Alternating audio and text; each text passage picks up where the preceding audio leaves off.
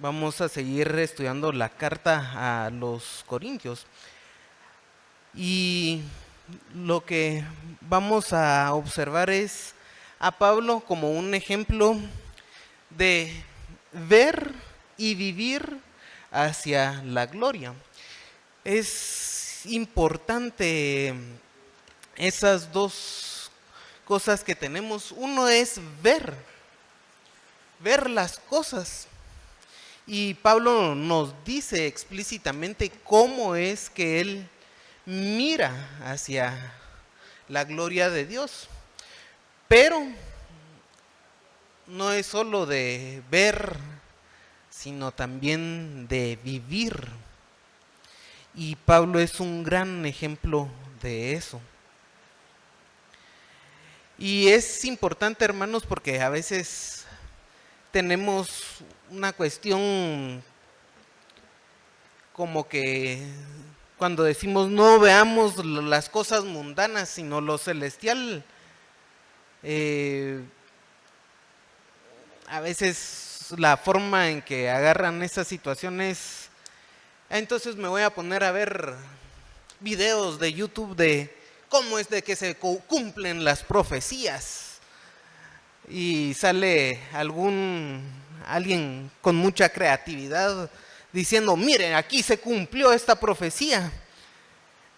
Y hace 600 años pasó lo mismo y, pero hasta hoy se cumplió la profecía.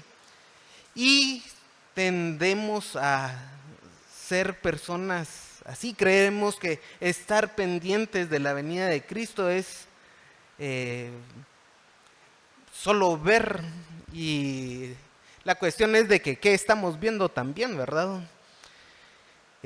Pero así tendemos mucho en la iglesia. Y la cuestión es que Pablo mira hacia el futuro. Y como mira hacia el futuro, vive el presente. Es que es muy importante observar eso en Pablo. Porque sí, él tenía la fe en la resurrección. Y podemos y debemos tener la fe en la resurrección. Ahí podemos ver nuestro glorioso futuro. Pero no vivir para ese glorioso futuro. Y Pablo miraba, y como miraba, vivía también. Son cosas importantísimas. Siempre recordamos algunas situaciones importantes que debemos de recordar. La primera carta a los Corintios, ¿verdad? Pero ahí en lo primero que debemos de observar es el pleito que hay en la iglesia en Corinto. Y Pablo los regaña y algunos cambian, otros no. Otros siguen en la misma situación, no quieren cambiar. Y Pablo está en defensa de su ministerio. No solo no cambian, sino atacan a Pablo de diferentes cosas. Una de las cosas es de que llegó de paso a visitarlos y no hizo su plan como les había dicho. Otra cosa es de que Pablo escribía tal vez muy fuerte, pero ya en su presencia no era aquel orador tan grande. Y eso lo ha tocado en la primera carta y ahora en la segunda carta. Y a veces veo yo también el desgaste del cuerpo en Pablo. Cuando miramos Gálatas, ya al final nos dice que escribe con letras grandes. ¿Y por qué escribe con letras grandes? Lo más probable es de que tuviera problemas con la vista y escribiera con letras grandes. Después de tantas cosas que Pablo sufrió, y lo natural, hermanos, es de que Pablo tuviera cicatrices de todo el sufrimiento que ha pasado. Si Dios obró un milagro, eso no lo sé. que le renueve la piel a Pablo y que la deje como la de un bebé, eso no lo sé, no nos lo dicen las escrituras. Pero lo normal, lo natural es de que si lo lapidaron, tenga cicatrices de esa lapidación. Y vamos a observar esa situación.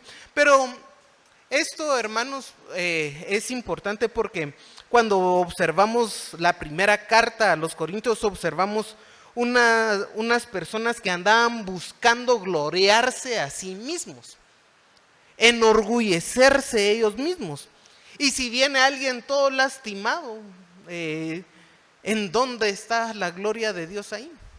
Y si Él soporta las situaciones, no es para gloriarse Él, eso nos lo ha dicho, sino para que se vea la gloria de Dios en que Él lleva la obra a cabo. Y aún en todas esas adversidades, Él puede estar apretado, pero no está angustiado. Pueden, y literalmente lo arrastraron en Listra, tirado al piso, pero no desfallece su ánimo. Y eso es justamente porque tiene la vista puesta en Cristo. Así que es un gran ejemplo, Pablo, del ministerio. Y cuando hablo del ministerio, hermanos, primero es justamente, nos deja una gran aplicación para el qué hacer en la iglesia. No desanimarnos, pero también para la vida cristiana en general, ¿verdad? Es no desanimarnos en las cosas de Dios. Así que veamos el pasaje ahí en el capítulo 4 de la carta a los Corintios y en el capítulo 4 nos habla mucho acerca de los sufrimientos y lo que nos ha dicho es de que todo ese sufrimiento, ese peligro de muerte es para llevarle el evangelio a los corintios y él está feliz con eso y es un amor hacia los hermanos que Pablo demuestra. Pero ahí en el versículo 12 dice, de manera que la muerte actúa en nosotros y en vosotros la vida. Todas esas cosas que ha pasado Pablo son peligros de muerte. Y Pablo estaba expuesto a la muerte, pero en ese constante peligro, Pablo llevaba el ministerio y el evangelio a los corintios de tal forma de que para él correr ese peligro de muerte física era llevar el evangelio que es vida eterna hacia los hermanos. Y en ese contexto debemos de observar el versículo 13, pero antes los invito a orar. Señor, te alabamos y pedimos tu bendición en este tiempo de estudio, que sea de olor grato hacia ti, que sea, Señor, un tiempo de adoración también nuestro, que no sea solo un cúmulo de conocimiento, Señor, sino que tú, Señor, nos des la fortaleza y que nos podamos agarrar de ti, asir fuertemente, Señor, para que poniendo la vista en tu palabra podamos vivir para tu gloria. Ayúdanos, Señor, a comprender, a que penetre en lo más profundo de nuestro ser tu santa palabra y que se haga una realidad en nuestras vidas, pues es nuestro mayor anhelo ser hijos agradables a ti. Pedimos esta bendición en el nombre de Jesús. Amén. Y veamos el versículo 13, ahí en el capítulo 4, dice, pero teniendo el mismo espíritu de fe conforme a lo que está escrito, creí, por lo cual hablé. Nosotros también creemos, por lo cual también hablamos. Y hermanos, aquí Pablo cita el Salmo 116. ¿Y qué es lo que está diciendo Pablo acá? Pablo está diciendo que él tiene el mismo espíritu, dice la misma gratitud que tenía el salmista cuando escribió el Salmo. El Salmo 116, hermanos, es un canto de acción de gracias que el salmista es libre de la muerte. Y esta cita de creí, por lo cual hablé, es una cita textual de la Septuaginta. Quiero que veamos un poco acerca del Salmo 16 y la realidad es que está escrito en una forma de quiasmo. El quiasmo es que toma un tema en el primer versículo, va desarrollando otros temas y regresa al mismo tema al final. Entonces, acá podemos observar el agradecimiento hacia Dios. El salmista dice, el Señor escucha mi voz, ¿verdad? Y Dios lo escucha. Del peligro de muerte está el salmista, y en ese peligro de muerte invoca a Dios, Dios lo salva, y no solo lo salva, sino lo trata generosamente y lo deja vivir. Ese es el primer fragmento del Salmo 116. Pero ahora, si seguimos la gráfica está el mismo amarillo, es el versículo 9 al 11, que Dios deja vivir al salmista y regresa a tratarlo generosamente, lo salva, invoca el nombre de Dios del peligro de muerte. Dios escucha y oye la voz del salmista. Entonces, lo primero se repite al final. Una vamos de arriba para abajo y en el otro vamos de abajo para arriba, porque la estructura es un canto de agradecimiento. Y el punto que está en el centro del Salmo, aquí como las secciones son muy amplias, pero usted lo puede ver en su Biblia, el punto que está en el centro del Salmo es que Dios deja vivir al salmista. Dice el versículo 8 del Salmo 116, pues tú has librado mi alma de la muerte, mis ojos de lágrimas, mis pies de resbalar. Andaré delante de Jehová en la tierra de los vivientes. Creí, por tanto hablé, estando afligido en gran manera, y dije en mi apresuramiento, todo hombre es mentiroso. Ese es básicamente el punto medio del Salmo, y es el punto que Pablo está citando.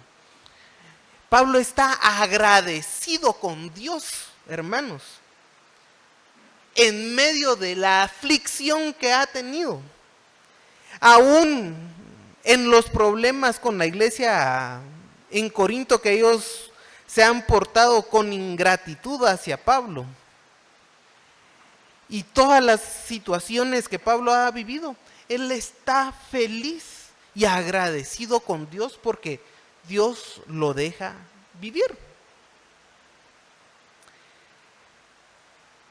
Y lo deja vivir para llevar el evangelio, para estar en su obra.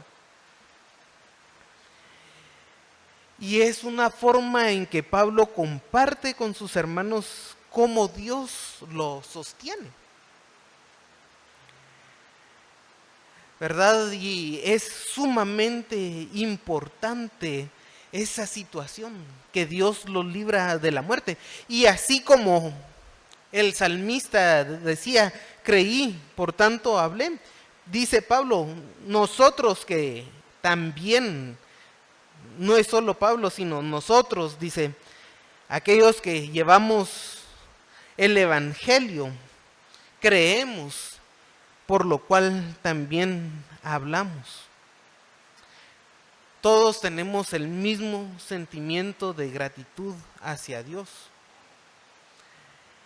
Y hermanos, debemos de observar esa situación tan importante en Pablo.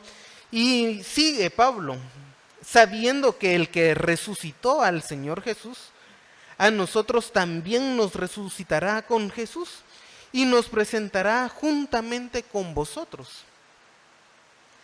Y debemos de decir, hermanos, qué es lo que Pablo ha creído. Esto, ¿verdad? Que el Señor Jesús resucitó y nos resucitará. Una característica del verdadero creyente, hermanos, es que no le tiene miedo a la muerte. Comprendemos y debemos de comprender que vamos a resucitar. Y un día vamos a resucitar en un cuerpo transformado. A veces en el mundo la muerte es el temor más grande, porque aquellos que no tienen esperanza de la resurrección, ahí se le terminó toda su existencia, ya no tienen posibilidad de seguir adelante. Toda su existencia se termina ahí, para ellos, pero para un creyente no es así. Debemos de tener la certeza, hermanos, que cuando cerremos nuestros ojos en esta tierra, estaremos en la presencia de Jesucristo. Y entonces, ante la muerte, ¿qué excusas podemos tener? Y hermanos, cuando hablamos de no tenerle miedo a la muerte, tampoco implica que seamos temerarios. Quiero tratar brevemente esa situación ahí en Mateo capítulo 4. En Mateo capítulo 4 tenemos la tentación de Jesús. Dice el versículo 5, el diablo le llevó a la santa ciudad y le puso sobre el pináculo del templo y le dijo, si eres hijo de Dios, échate abajo porque escrito está, a sus ángeles mandará cerca de ti y en tus manos te sostendrán para que no tropieces con tu pie en piedra. Y Jesús dijo, escrito está también, no tentarás al Señor tu Dios. Y cuando Jesús le dice, no tentarás al Señor tu Dios, no vas a poner a prueba a Dios. Como aquí Satanás le dice, a sus ángeles mandarán cerca de ti y en tus manos te sostendrán para que no tropieces con piedra. Entonces, Señor, tú nos has dicho que no vamos a tropezar, nos vas a sostener con tu mano, entonces voy a ser temerario, voy a poner a prueba eso, a ver si es cierto. Eso no es lo que está poniendo o diciendo Jesús acá. Y él no se tiró, sabemos que él no se tiró del pináculo. Y hermanos, cuando nosotros sabemos que no tenemos que tenerle miedo a la muerte, tampoco es de ser temerarios. Debemos de entender esa situación. El miedo a la muerte puede ser el miedo más grande de los seres humanos. Pero un cristiano ya superó ese miedo, o el cristiano ya debería haber superado ese miedo. Eso no implica, hermanos, que a veces hay hermanos familiares que pasan a la presencia del Señor y que no nos duela su ausencia. Eso es pues lo natural también, y en la Biblia no nos regañan por tener esos sentimientos a veces de nostalgia, pero nosotros debemos de actuar sabiendo que Cristo ya venció la muerte, que un día resucitaremos y seremos transformados.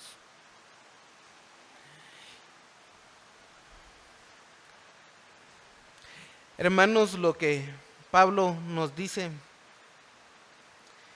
porque todas estas cosas padecemos por amor a vosotros, para que abundando la gracia por medio de muchos, la acción de la gracia sobreabunde para la gloria de Dios. Y debemos siempre, tal vez lo citamos en nuestro estudio pasado, recordar ese pasaje en Filipenses capítulo 1, versículo 22. Dice, mas si el vivir en la carne resulta para mí en beneficio de la obra, no sé qué hacer.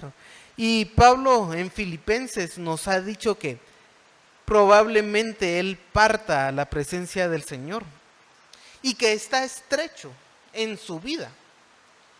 Pero si estar en la carne resulta de beneficio de la obra, entonces no sabe qué hacer. Porque él padece todas las cosas por amor a los hermanos. Por amor a los hermanos. Y cuando vive, hermanos, es para el beneficio de la obra. Es un gran reto en nuestra vida tener esa situación. Que nuestra vida cuente para beneficio de la obra de Dios.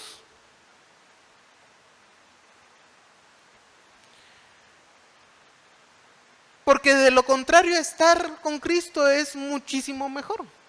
Pero si estamos acá, hagamos las cosas por amor a Él. Si padecemos por la obra de Dios, por la vida en Cristo, entonces tiene sentido el padecimiento. ¿Verdad? Pero si padecemos porque damos las obras de la carne y las consecuencias naturales de las obras de la carne son dolor, ese padecimiento no tiene mayor propósito, hermanos. Cuando padecemos por la obra de Cristo, entonces tiene sentido. El padecimiento en nuestra vida en general. Y algo importante, ¿verdad? En estos dos pasajes, tanto en Filipenses 1:22 como aquí en 2 Corintios 4:15, dice que lo importante es que se padece para Dios, pero el pasaje dice a los hermanos también. Porque padecemos por la obra de Dios, pero ¿quiénes son los que se benefician de eso?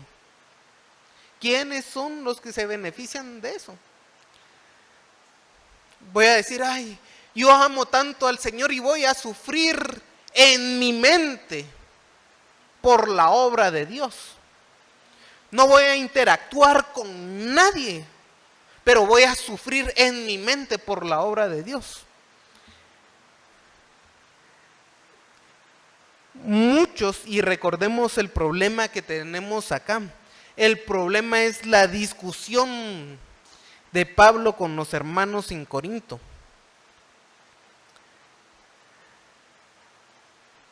No había una buena comunión con ellos. Y él está padeciendo por amor a ellos. Es interesante que el amor a Dios también se refleje en el amor hacia los hermanos. Y que los padecimientos y las situaciones no son abstractas, hermanos, no son abstractos.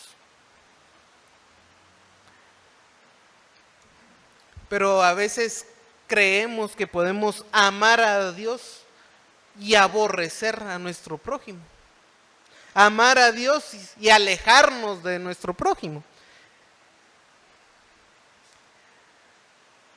Es padecer por amor a vosotros. Y dice, para que abundando la gracia por medio de muchos, la acción de gracia sobreabunde para la gloria de Dios. Y la gracia es de muchos testigos. Es de muchos testigos, por medio de muchos. Y hermanos, este acto de servicio que Pablo hace, este peligro de muerte que Pablo ha tenido, tiene el propósito de que las gracias a Dios sobreabunden para la gloria de Dios. Que esas personas a quien trabaje sobreabunden el agradecimiento para la gloria de Dios. Y todo lo que sufre Pablo y todo lo que hace Pablo es para la gloria de Dios. Y la pregunta, hermanos, ¿qué hacemos para la gloria de Dios? Siempre.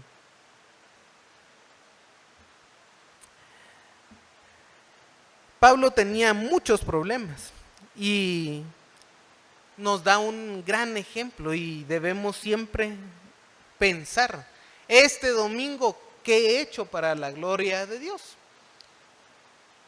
¿Cómo he trabajado para mis hermanos alrededor para la gloria de Dios? No para el ojo humano, sino para la gloria de Dios. Y hace unos meses hablamos de la misma pregunta. ¿Ha cambiado la respuesta o seguimos en la misma situación? Es una pregunta que debemos de estarnos contestando y haciendo frecuentemente. Dice, por lo tanto, el versículo 16, no desmayamos. Antes, aunque nuestro hombre exterior se va desgastando, el hombre interior, no obstante, se renueva de día en día. Y veamos estas palabras aquí: desmayar, desalentarse, cansarse, desfallecer, desanimarse. Acá Pablo no está hablando que se desmayó cuando le tiraron piedras. No, desmayarse en el sentido de cansarse, decir, ay, es que los hermanos en Corintios no quieren, bueno, desfallecemos en esa situación, nos desanimamos. Y hermanos, en el ministerio muchas veces hay cosas que desaniman, que los hermanos no quieren, desanima, desfallece uno luchando en el ministerio y las personas no responden. Eso desalienta bastante. Y yo creo que Pablo tiene un gran aguante. Y cuando miramos a la relación de Pablo con los hermanos en Corintios, que eran tercos los hermanos en Corintios, eran hermanos pero eran tercos, eran niños en la fe, tercos siendo niños, no queriendo crecer. Sí, era desalentador si lo vemos en la forma humana, pero no es la forma humana lo que nos interesa. Que vienen a echarme de la ciudad, en el caso de Pablo, y no desanimarse por eso. Muchas veces, y yo creo que es un tanto en nuestra naturaleza pecaminosa, hermanos, que nos desanimamos en el ministerio. Nos desanimamos en asistir a la iglesia. ¿Qué pasa? Un problema, ya no voy a la iglesia. Ni siquiera es en la iglesia, pero pasó un problema afuera, ya no voy a la iglesia. Pero es justamente eso lo que no hace Pablo. Desanimarse, desfallecer, porque él está viendo y viviendo para la gloria del Señor. Recordemos eso. Y a veces, tal vez en nuestra vida es momento de respirar, suspirar fuerte y seguir adelante. No desmayamos. Antes, aunque nuestro hombre exterior se va desgastando, y aquí el hombre exterior nos implica el cuerpo, se va desgastando naturalmente. Desde que uno nace comienzan a multiplicarse las células. Y en esa multiplicación se va desgastando el cuerpo. Eso les estoy diciendo de un recién nacido. Ya cuando uno tiene 30, 60 años, ya ese desgaste se va sintiendo. Y dice, el hombre exterior se va destruyendo, arruinándose, se está corrompiendo constantemente. Es el proceso natural,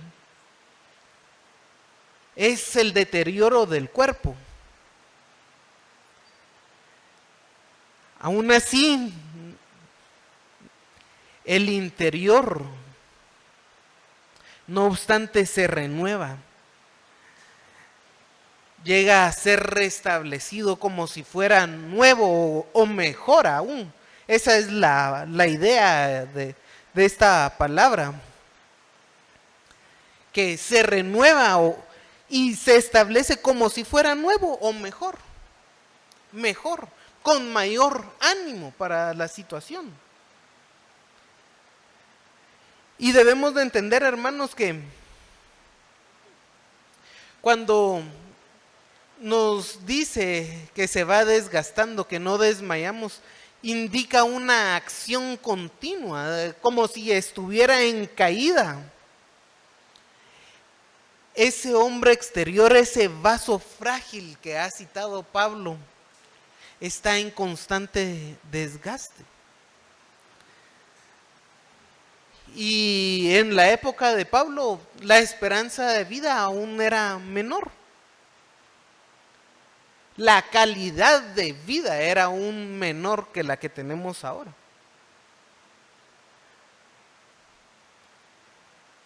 Pero aún también tomando en cuenta la vida de Pablo, que andaba en grandes problemas, que lo normal otra vez es de que se viera mermada el número de años que iba a vivir Pablo. Él no quita lo natural, que se desgaste el cuerpo, pero nunca desfallece en la obra del Señor. Es más, se renueva de día en día, va mejorando. Y es una gran lección la que debemos de aprender. Ahí vamos mejorando día en día en nuestro vivir, hermanos. Aunque nuestro cuerpo tenga los achaques de la edad, aunque nuestro cuerpo tenga enfermedades, nuestro ánimo, nuestra vida espiritual va mejorando de día en día.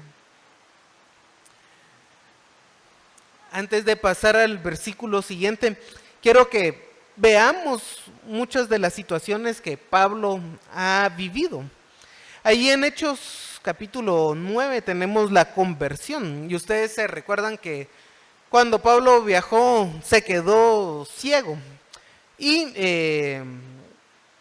cuando recuperó la vista estaban orando por él. El versículo 18 de Hechos 19, y yo creo que si no se recuerdan sería bueno que en sus casas leyeran el capítulo 9 de Hechos, pero por el tiempo vamos a leer algunos pasajes desde el 18. Al momento le cayeron de los ojos como escamas y recibió al instante la vista, y levantándose fue bautizado, y habiendo tomado alimento recobró fuerzas, y estuvo Saulo por algunos días con los discípulos que estaban en Damasco.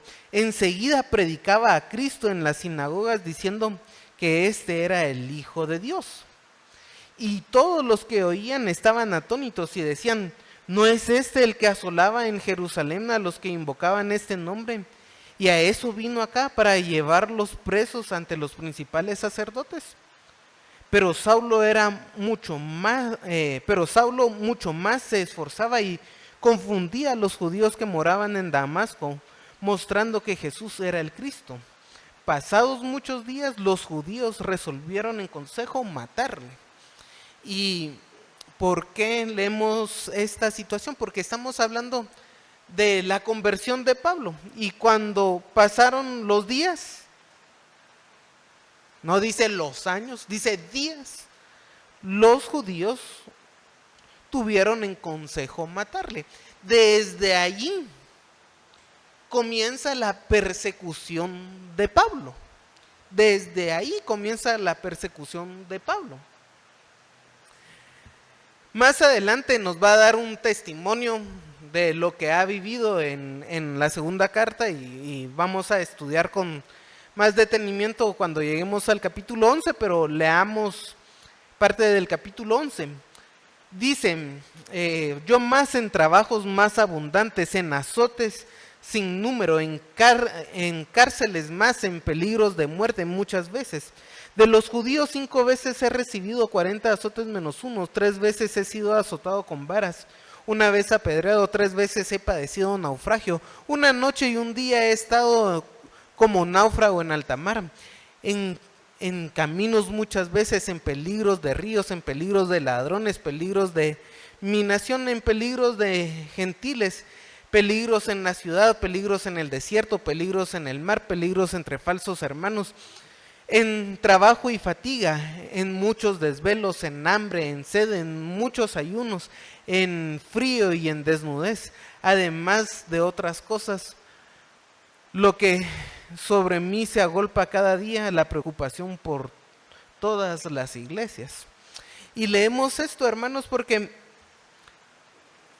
creo que muy pocos acá, yo sé que hay misioneros que tienen un gran esfuerzo y ellos sí nos pueden decir que han estado en la cárcel por la obra. No porque hicieron algo malo, sino por la obra.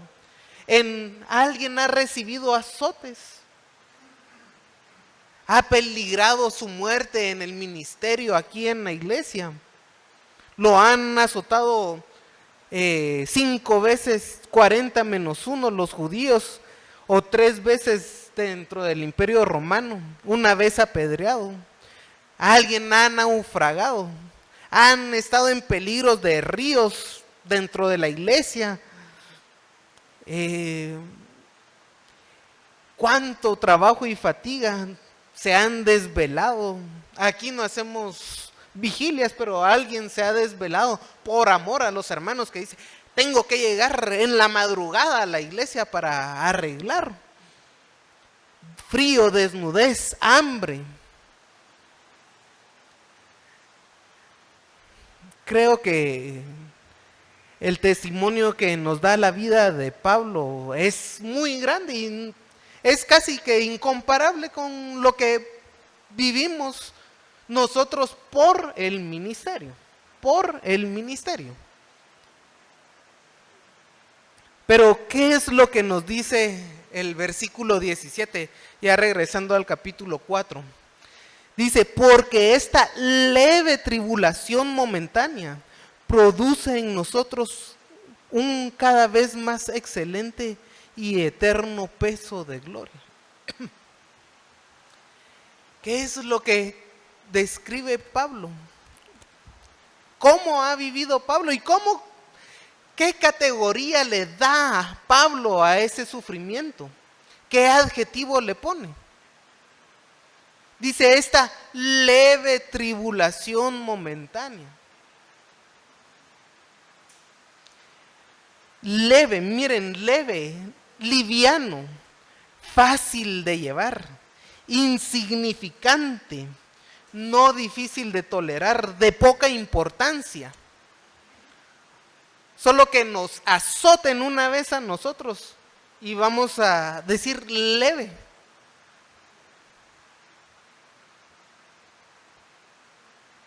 Leve tribulación. Yo creo que ni 1 vez hemos sido azotados nosotros en la iglesia, y no es de que busquemos algún arqueólogo para que nos azote a la forma en que lo hacía en el imperio romano. No, pero toda esa tribulación que Pablo tenía, hermanos, La forma de describirlo es que era insignificante, de poca importancia. La tribulación, la aflicción, la opresión, la angustia que él sufrió en su vida es de poca importancia. Y nos dice momentánea. Y es fugaz. Esa es la idea. Fugaz, que es muy breve, es instantánea. Por eso leímos el capítulo 9 de Hechos. Porque desde que comenzó Pablo su ministerio, ha tenido los grandes problemas. Pero para él es momentáneo. ¿Y por qué es esto, hermanos? ¿Por qué Pablo describe su experiencia como leve? La vida de Pablo era de problema en problema por el ministerio, pero eso no lo detenía, nunca lo detuvo. Y yo sé que algún misionero ha tenido esos problemas, pero aquí dentro de la iglesia, hermanos, ¿cuántos problemas podemos tener así? Nuestros problemas, hermanos, no se comparan con los de Pablo. Y Pablo los describe sin importancia. ¿Cómo deberíamos describir nosotros nuestros problemas dentro del ministerio? Y permítanme la expresión, hermanos, pero muchas veces lo que pasa es que somos muy llorones en la iglesia. Somos llorones en la iglesia. Y a veces tenemos hermanos que dicen, me voy de la iglesia porque un hermano me hizo una mala cara, entonces me enojo y me voy. Es que no me saludaron como yo tenía que ser saludado y por eso es de que ya no llego a la iglesia. Es que me contestó de mala manera el hermano y tal vez era la manera normal del hermano, no lo hizo sin intención, pero me contestaron mal y me voy de la iglesia por eso. ¿Verdad? Es que yo me merezco lo mejor, por eso es que me voy de la iglesia, porque no me tratan como tal. Somos así, hermanos.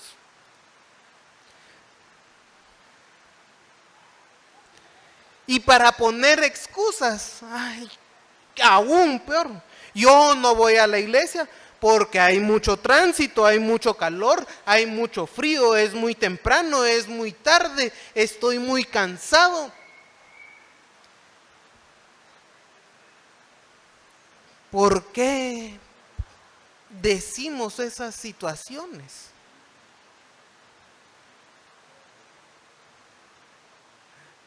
¿Por qué, hermanos?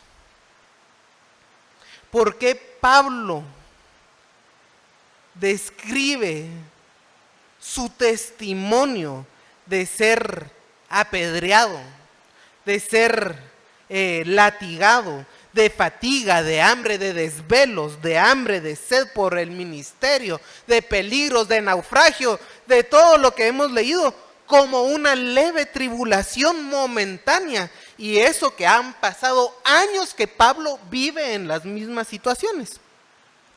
Leve tribulación momentánea. Pero nosotros hace frío y ya no voy a ir a la iglesia. Hace tránsito, ya no voy a la iglesia. ¿Por qué? Porque estamos nosotros viendo lo momentáneo. Estamos viendo lo momentáneo. Pablo, todas las cosas que ha vivido, lo dice como una leve tribulación momentánea. ¿Por qué? Porque él está viendo lo eternal. ¿Qué es lo que debemos de ver nosotros, hermanos? ¿Y cómo debemos de vivir? Pueden que pasen los años y comparado con lo eterno, esto es momentáneo. Si usted se va a hacer 2 horas de tránsito los domingos para venir a la iglesia, 2 horas en la eternidad no es nada.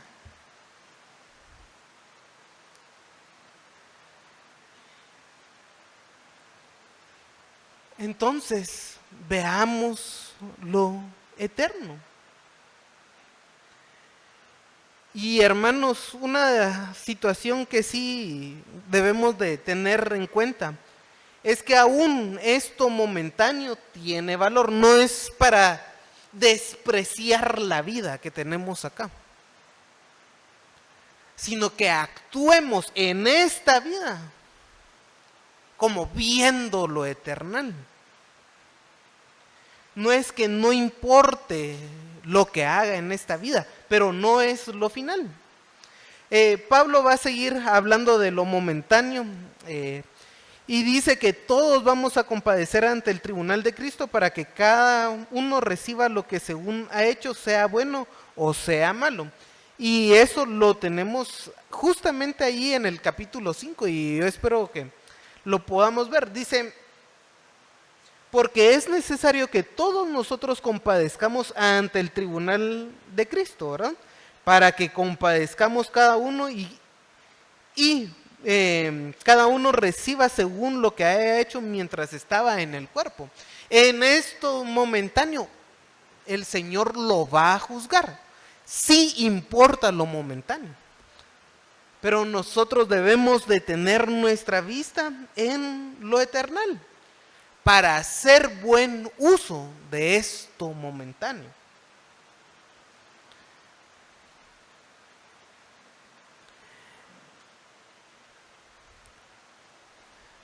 Claro, hay cosas que uno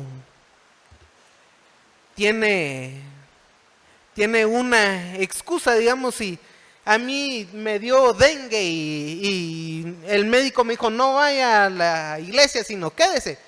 Entonces, tampoco sería ser temerario si voy a la iglesia.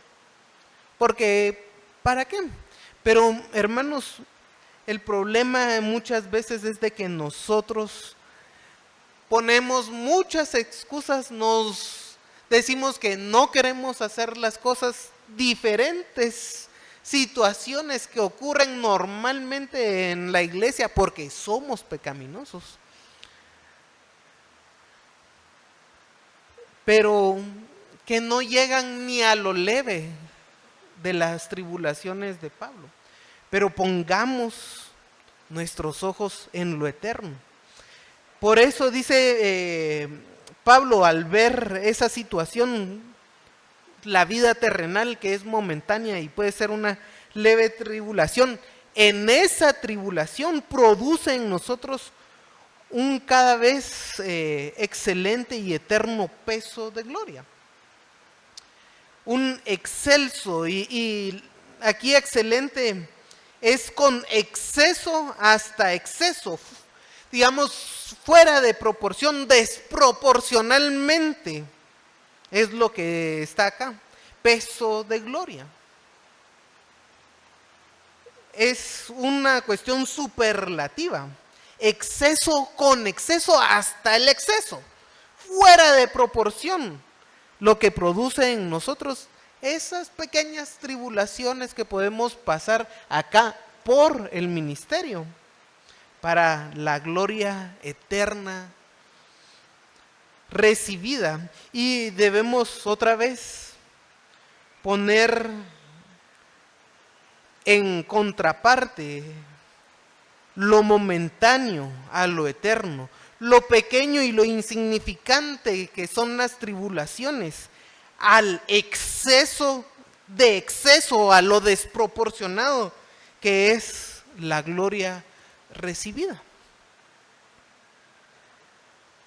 Lo que hacemos acá es temporal y pequeño, pero eso que hacemos temporal y pequeño acá, hermanos, que es pasajero, no se compara con lo glorioso que el Señor ha preparado para nosotros. Y aunque es temporal y pequeño, hermanos, no tenemos excusa para no llevarlo a cabo. No tenemos excusa para no llevarlo a cabo. Miremos el versículo 18. No mirando nosotros las cosas que se ven, sino las que no se ven. Pues las cosas que se ven son temporales, pero las que no se ven son eternas, ¿verdad? Y justamente acá yo creo que tenemos el gran fallo de la vida cristiana. Pues en la iglesia mucho nos dedicamos a leer las escrituras, que es lo mejor, a estudiar las escrituras. Pero aún sabiendo las escrituras, podemos seguir viendo las cosas terrenales. Y cuando no ponemos nuestra vista en Dios, hermanos, nos lleva a excusas sin sentido.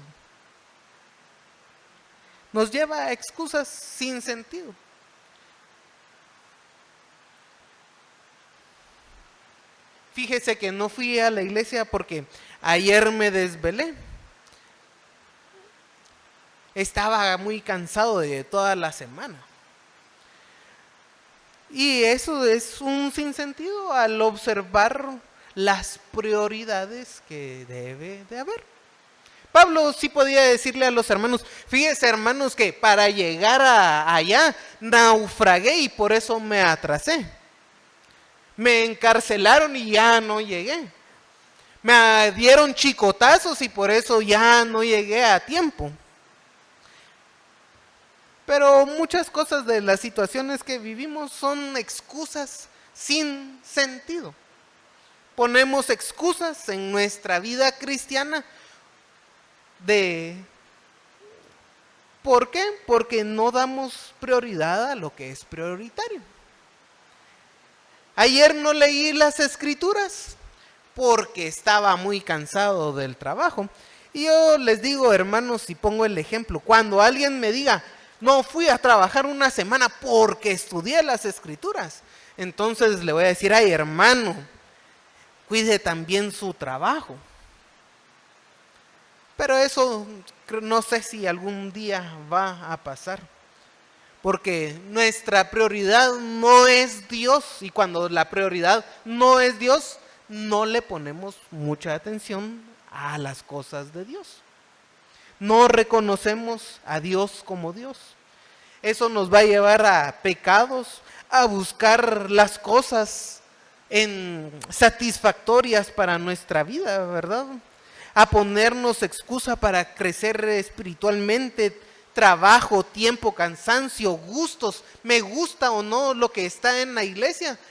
Quiere que le demos gusto a usted y a la otra persona también, es que no me gusta el tema que están tocando, no quiero tal cosa. Para los gustos quieren que la iglesia se acople a su vida carnal. Entonces, con esto pensemos qué es lo que ha detenido nuestro crecimiento espiritual. Y cuando miramos qué es lo que ha detenido nuestro crecimiento espiritual, hermanos, vamos a observar que es una excusa en poner las cosas, poner la vista en lo temporal. Los hermanos ahí en Corinto no ponían la vista en Dios y por eso toleraban el pecado, apoyaban grupos falsos y eran llevados por cualquier idea. Y eso mismo nos va a pasar a nosotros si no ponemos la vista en Dios. ¿Verdad? Hasta llegaron a negar la resurrección. Y dicen, es que eso eran ellos, pero si usted no cuida su vida espiritual, va a venir cualquier viento de doctrina y se los va a llevar. Va a seguir ejerciendo las obras de la carne. ¿Verdad? Me voy a seguir peleando con todos. Miren que los hermanos en Corintios se estaban peleando con Pablo, pero Pablo no se estaba peleando con ellos. Es muy diferente. Pablo está defendiendo su ministerio, pero no tiene una actitud hostil ante los hermanos. Aun cuando a veces les habla fuerte, no tienen una actitud hostil hacia ellos. Y eso refleja mucho de que Pablo no estaba en pleitos, en contiendas. Si Pablo estuviera peleándose con los hermanos en Corinto, ni les hubiera escrito la carta. Pero está puesto su vista en Dios y no en la gente. Entonces va a actuar por amor a los hermanos, aun cuando los hermanos se portaban ingratos con él. Y eso lo lleva a soportar las dificultades de la vida cristiana y del ministerio. ¿Por qué? Porque Pablo está puesto sus ojos en Cristo, no mirando las cosas que se ven, sino las que no se ven. ¿Cómo valoramos nuestra vista? ¿Qué es lo que más valoramos? Valoramos la vida espiritual, a Dios como lo más importante, hermano. ¿Cómo demuestra esa situación? ¿Cuánto tiempo le invierte a las cosas de Dios? ¿Qué hace para la obra de Dios? ¿O solo vamos a decir, ay, para mí Dios es lo más importante? En teoría. Bueno, quiero cerrar con un pasaje en Mateo, capítulo 11. Siempre recordando lo que Pablo nos dice, por qué lo sobrelleva a él, porque es leve la tribulación y momentánea, porque no mira las cosas que se ven, sino las que no se ven. Pues las que se ven son temporales, pero las que no se ven son eternas. Y ahí en Mateo 11 dice, venid a mí todos los que estáis trabajados y cargados, y yo os haré descansar. Llevad mi yugo sobre vosotros y aprended de mí, que soy manso y humilde de corazón, y hallaréis descanso para vuestras almas, porque mi yugo es fácil y ligera mi carga. Algo que tal vez en la diapositiva del versículo 17 decía es porque esta palabra leve, el lafros, aparece únicamente aquí en el 17 y en Mateo 11:30. Pero veamos que dice Jesús que hay una invitación a los que están trabajados y Él los va a hacer descansar. Trabajados y cargados. Y una de las cosas que más carga nos pone es el pecado y la insatisfacción del pecado. Andar en el mundo. Y hermanos, no debemos de buscar la solución por nosotros mismos, como los judíos buscaban en la ley hacer por obras su salvación, sin fe. Otros lo buscan en la ética, en la religiosidad, en ceremonias. Y todo eso va a llevar a una fatiga. En este pasaje de Mateo, comentándolo, cito a Kierkegaard. ¿Cómo es que hace este llamado el Señor? Siendo hombre en su condición de humillación. Y el cristianismo es que el Dios hombre se esté relacionando con usted. Hombre para ser visible y fácil de relacionarse, revelando al Padre, pero como Dios omnipotente para hacerlo descansar. Y es una invitación y no una obligación.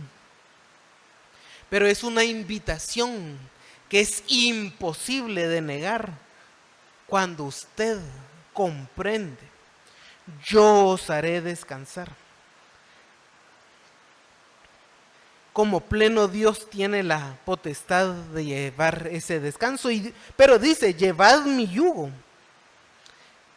no solo se queda en el descanso, sino que dice, llevad mi yugo. Y los rabinos utilizaban esa imagen, hermanos, para en las escuelas el maestro se sentaba y a la par se sentaba el alumno, como unidos por yugo, para estudiar y caminar juntos. Uno debe de unirse a la vida de Cristo y caminar su vida con Él. Aprended de mí, es un proceso intelectual que implica también experimentar, conocer, aprender bajo la instrucción de Dios. Y Jesús es el ejemplo a seguir. Que soy manso y humilde de corazón y hallaréis descanso para vuestras almas. Dice, ¿cómo es, hermanos, que dice, porque mi yugo es fácil y ligera mi carga? ¿Cuál fue la vida de Pablo? ¿Fue fácil la vida cristiana de Pablo? ¿O él sintió esa vida como leve y una ligera tribulación? ¿Cómo lo describe Pablo? ¿Y por qué Pablo puede sentir ligera la carga? Porque quien descansa en Cristo, hermanos, la carga es ligera. Pero es vivir en Cristo, descansar en Cristo, viendo a Cristo, no a las cosas temporales en este mundo, sino en Cristo. Así que Pablo, aún con todas las dificultades, trabajaba y vivía por y para Cristo. Por eso sentía todas esas aflicciones, toda esa tribulación que creo que nosotros, pero ni un chicote resistiríamos, ni un chicotazo resistiríamos. Para él era fácil, porque estaba descansando en el Señor Jesucristo. Y hermanos, la vida cristiana va a ser muy difícil si nosotros queremos por nuestros propios medios hacer o sobrellevarla. Descansemos en Cristo. Y cuando les digo descansar, no es que no hagamos nada. No. No es usted no haga nada, trabaje para la obra del Señor, pero descansando en Cristo. Y así cualquier tribulación la va a sentir leve y pasajera. Así que animémonos, hermanos, a vivir una vida adecuada y grata al Señor. Padre nuestro, te alabamos, Señor, y Señor, te pedimos que nuestra vida sea entregada hacia ti. Aún con las tribulaciones, con los problemas, con el dolor, aún con este cuerpo que se desgasta, que se deteriora, Señor, que todos los días podamos ser renovados en nuestro ánimo y mejorada nuestra vida cristiana al estar contigo, dependiendo de ti, pero también haciendo las cosas que a ti te agradan. Que ese descansar, Señor, sea porque tú tienes en control todas las situaciones. Porque tú, Señor, nos has librado aún de la misma muerte eterna. Nos has sacado de la condenación y nos has hecho hijos tuyos. Y esa invitación que el Señor Jesucristo nos da de descansar en Él, llevar su yugo, podamos cumplirla, Señor. Y que lo podamos hacer con gran gozo, confiando en ti, aún en las adversidades que este mundo pueda tener. Que confiemos y mantengamos un gran ánimo, poniendo nuestra vista en lo eterno, en ti. Señor, sabemos que vamos a rendir cuenta de todo lo que hagamos en este cuerpo. Y Señor, no es por la recompensa, sino porque te amamos, que queremos hacer lo bueno y lo agradable a ti. Ayúdanos a comprender, Señor, danos la fortaleza, pon en nosotros el querer y el hacer, y que podamos hacer y vivir tu buena voluntad. Te alabamos, Señor, y pedimos esto como hijos tuyos. Amén.